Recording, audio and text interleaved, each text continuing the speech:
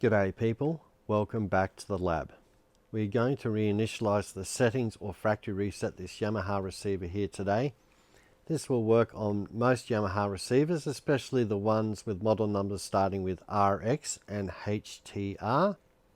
And all you have to do is make sure your Yamaha receiver is plugged in, of course, and then hold down the straight button, hit the power button. It'll pop into advanced setup mode, and then all you have to do is hit your right program button. The initialization menu will come up.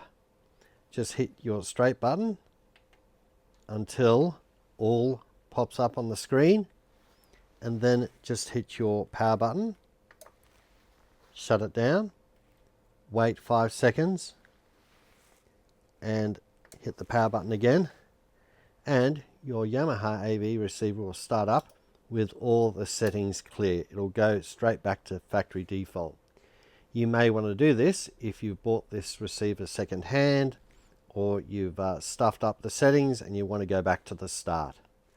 Hopefully this has fixed your problem. If you're interested in repairing other stuff yourself, check out the rest of the channel. Don't forget to share and subscribe.